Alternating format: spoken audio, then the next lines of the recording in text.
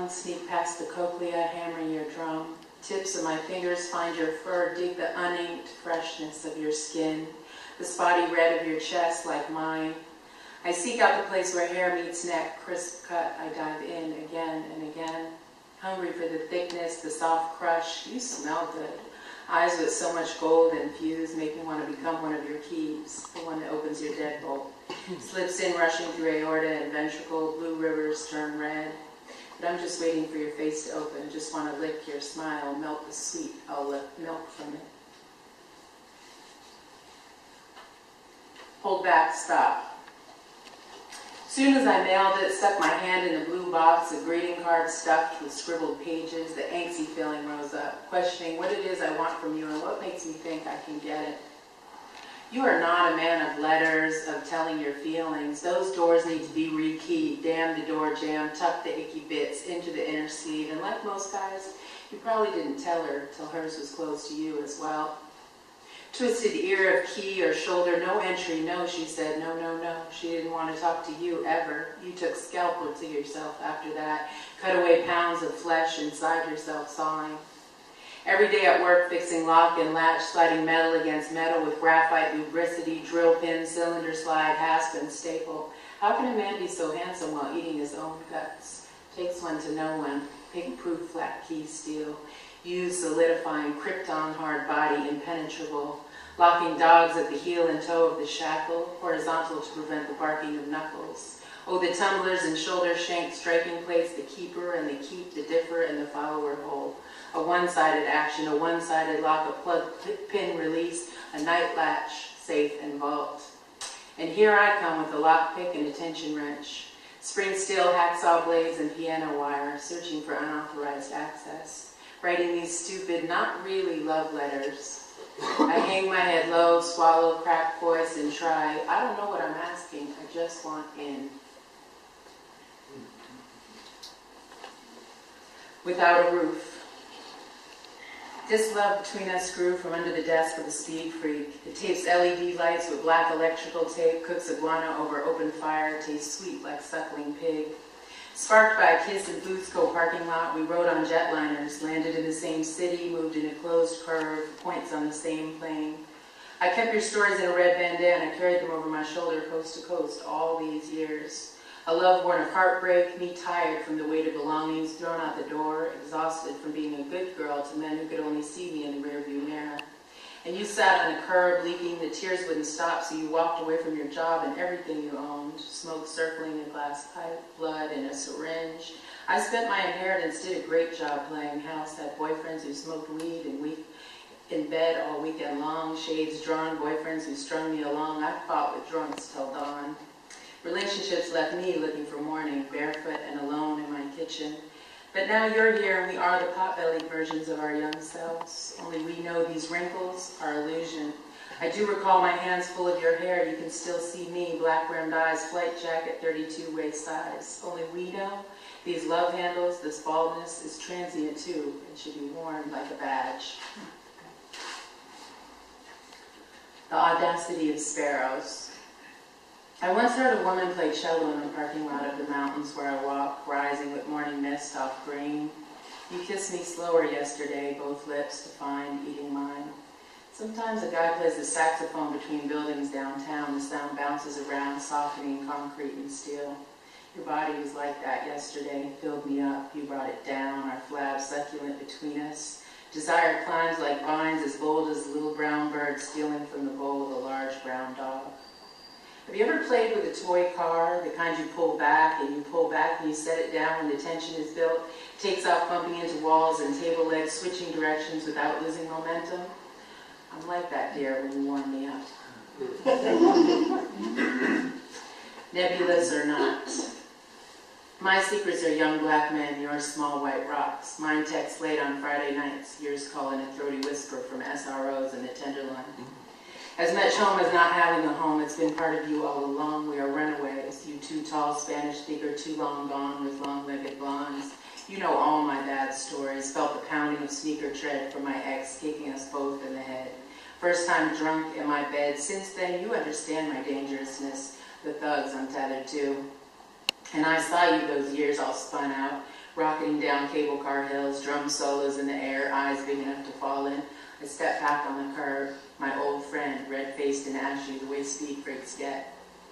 I hate when your eyes have no edges, mouth crackles, deserted, brain zooming, logic checked out, the unwinnable race, rabbit down the whole trick. Dope fiends always think they can win.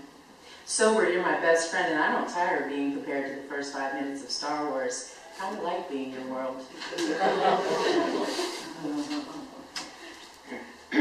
Mountain house. We slept on the lawn my first camping trip. Aunts, uncles, and friends saw UFOs from sleeping bags lined with red flannel. My cousin next to me on the lawn of the new house, the empty house, a gray shell of failing shingles, no floors, doors, just rafters. A farmhouse from a bygone time in black and white photos. At Town Hall, you could see the many farms, hotels, even a bowling alley 100 years before. Now cellar holes of lichen rock and tiger lilies. Ghosts wearing the kind of bathing suits that come down to the thighs, the kind of farming that relied on horse and ox. A life much more glamorous and high white necks than ours in the turn of the 70s to the 80s when everything went wrong, when everyone you ever knew divorced. Kramer versus Kramer was the movie.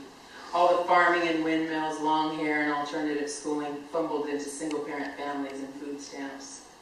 This no man's land where us kids did not belong with the locals and the hippies had all morphed into new couples with new appliances. This house with no floors was my home where I pinned pictures of Matt Dillon and Debbie Harry. A small blue Panasonic cassette player brought Michael Jackson to the wilderness. A kid who'd never heard Jackson 5 buying every Tiger Beat magazine that could be found in the general store. Dad bought grinders and Coke for dinner. AC/DC would replace my K-Tel tapes, and drywall would eventually fill in the gaps between 2x4s. TV was a black and white, Dukes of Hazzard, Dallas, and General Hospital. Saturdays meant Love Boat, Fantasy Island, and some scary-ass movies came on if you could stay awake. But I was usually asleep on Dad's bed right after Mr. Rourke said, "Welcome to Fantasy Island." Dad stupidly loved this new blue world as much as me, and we were strung out, dragging those heavy-ass batteries to the neighbor's woodshed charger.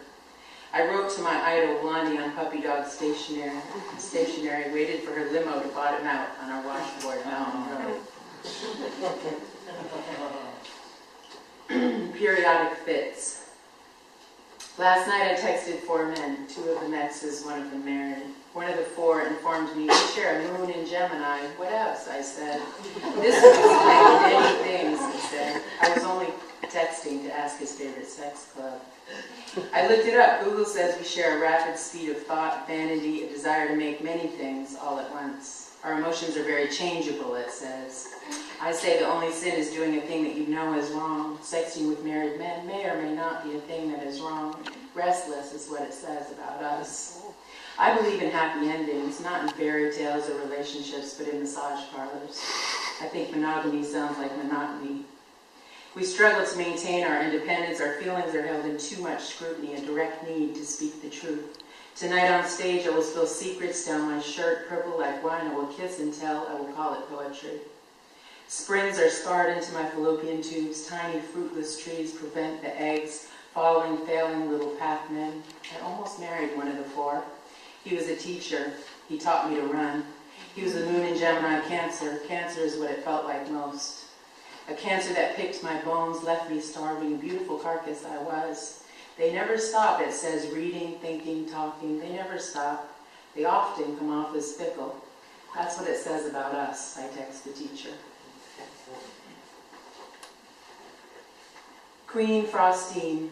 When he touched me, 20 years dissolved. My cells have always been made of cotton candy, but I had forgotten.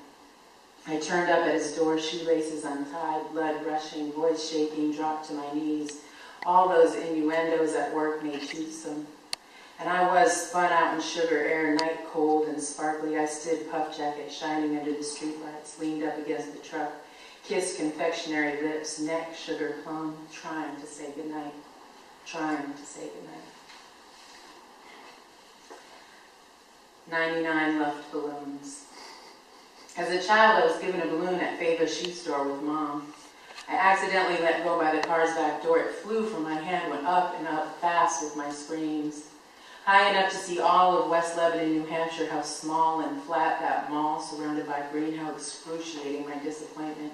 I can still feel the distance between us. I see everyone I care about as that balloon rising up while I stand in a shitty parking lot, rubber boots, open mouth, tears streaming. I steel myself against that moment, save extra balloons in the pantry, soak in aloneness on the edge of my bed, ready myself for it. I carry a big fat pin to puncture red balloons before they break my heart. Busy town. I remember what dead hands feel like, and they're not worth holding. I remember when I asked you to smash my Fisher-Price push popper so I could get the gumballs out, even though I knew they weren't really gumballs. You smashed it with your sledgehammer.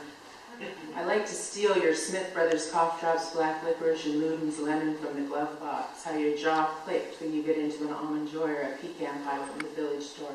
How we didn't tell Mom about the sweets. I remember when Franny Bear came home leaking red pools, you examined her furry body and exclaimed a bullet had gone clean through. All those other dogs you straddled on the kitchen floor pulled quills from whining snouts with needle-nose pliers. The stories you read. Wind in the Willows, Frog and Toad, and Richard Scarry. Personified animals hold you the most. You like to get stoned and watch people in their little cars and trucks buzz around New England towns. Imagine them as Richard Scarry characters, Lowly Worm in his apple car, the Beagle policeman. You'd laugh with such abandon. I remember.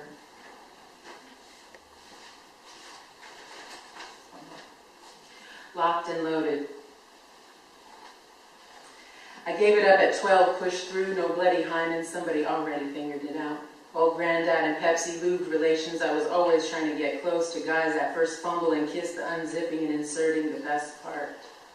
I gave it away freely for about 20 years, and it's not that I didn't come or no, sometimes they loved me, liked to see the white in my eyes on penetration, the moan on wet skin. Still, I hid my stomach, saliva, spit, and drool, the unladylike gag of throat and pillow talk. Keep the lights on, an old woman told me. Men are visual. I took it to heart. When I met Black, he held my feet in the palm of his hand, kissed them beautiful, squeezed handfuls of my hip pad, and devoured me like a pulled pork sandwich, greasing his generous lips. I was sprung, not just on him, on the way he made me want to be him, see myself through his eyes, live in my skin for the first time. My chin wet, looking up at him, calling me his good girl, and I wanted to be that. By the time I met Mr. Pink, I had sensuous under my belt, but wanted him for his good job, well-read politics, and hipness. He wasn't a good kisser, but I knew I could maybe work with it. Eventually left him, because he left me always chasing a boy, not ready to love the woman I had become. Oh. Mr. Brown came next. He was, I admit, a fantasy fuck, looking like a brother who could do damage to a girl's backbone, and he had the equipment, Lord knows, but I fell for his brokenness, the mother need, the abused child syndrome, and poured myself into him, but the sex... God, the sex made me cry, left me fat and horrible, clumsy and fantasizing, desperate and jacking off. I couldn't leave him, being that I was his mother, woman, his everything person, and when I slipped and fell onto a body young, hard, and gifted, got sucked into lips and lifted back into desirability, with it all the head butts, and then worst of all got busted. Too honest and too tortured, he held me over the fire, well, they both did. The kid at work fucking his way through the female staff. At home, I was guilted in a bed of fat, needled. Me, the whore, so predictable. My sex was supposed to go back underground, but it couldn't. It just couldn't after a lifetime in this skin, this hungry, hungry hourglass. Time is running out. I can't lay still, stare down the cobwebs over the bed, pull another fantasy from my head, something to come to, something I don't even want but can use as a tool. Like a tool, I feel blunt and ineffective, so finally, I shake free at a high cost, naturally, rip apart a family, poison a man, confirm all his worst suspicions of us, the meaner, weaker sex, especially loose white girls. These days I jet around, come and go, and wonder what to do with this sex. Not like a tool, more like a weapon.